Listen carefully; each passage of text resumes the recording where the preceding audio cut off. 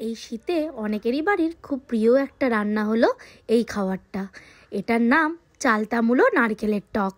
দেখতে ঠিক যতটাই সিম্পল, খেতে কিন্তু ততটাই সুস্বাদু। মূলো শুনে যারা একটু নাকচু করছো, বিশ্বাস করো এটা তাদেরও ভালো লাগবে। আর আমার মা বড় মা এই রান্নাটা অসাধারণ করে। আমার মায়ের কাছ থেকেই শিখে নাও এই চালতা মূলো নারকেলের টকটা ঠিক কিভাবে বানানো হয়। প্রথমে একটা চালতাকে এরকম কিউব কিউব ভাবে কেটে একটু নুন লাগিয়ে রেখে দিতে হবে। আর অন্যদিকে মূলোগুলোকে এরকম চাক করে কেটে একটু নুন জলে সিদ্ধ করে রেখে দিতে হবে।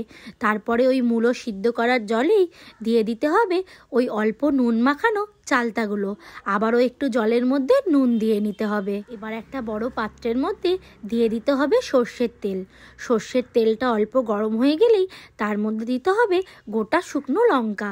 শুকনো লঙ্কাটা একটু ভেজে নিতে হবে। একটু শুকনো লঙ্কাটা ভাজা ভাজা হয়ে গেলে তার মধ্যে দিতে হবে গোটা সর্ষে ফোড়ন। সর্ষে ফোড়নটাও একটু ভাজা ভাজা হয়ে গেলে হাতার পিছন দিয়ে সর্ষেগুলোকে ঠিক এইভাবে একটু ফাটিয়ে নিতে হবে। এবার দিয়ে দিতে হবে বেশ অনেকটা পরিমাণের জল, কারণ টক অম্বল এগুলোতে একটু জল কিন্তু বেশিই লাগে। এরপরে একটা নারকেলকে ভালোভাবে কুড়িয়ে নিতে হবে। এই রান্নাটায় কিন্তু নারকেলের পরিমাণ একটু বেশিই লাগবে। তারপর ওই নারকেলগুলোকে একটা মিক্সার গ্রাইন্ডারে দিয়ে ভালোভাবে বেটে নিতে হবে। একদম মিহি করে নারকেলটা বাটবে কিন্তু, তাহলে নারকেলের মধ্যে দিয়ে দুধটা বেরোবে আর খেতেও ভাল লাগবে। ঠিক দেখো এরকমভাবে। আর অন্যদিকে নিয়ে নিতে হবে 1 কিলোর মতো গুড়। ওই গুড়টাকে আগে থেকেই ভেঙে রেখে দিতে হবে। এবার যে চালতাটা সিদ্ধ বসিয়েছিলাম দেখো, ওই চালতাটা কিন্তু পুরোপুরি সিদ্ধ হয়ে গেছে। এবার হাতার পেছন দিয়ে ওই চালতাগুলোকে একটু ভেঙে ভেঙে নিতে হবে, ঠিক এইভাবে। এবার ওই জলটা ভালোভাবে ফুটে উঠলে তার মধ্যে দিয়ে দিতে হবে সিদ্ধ করা ওই মূলোগুলো।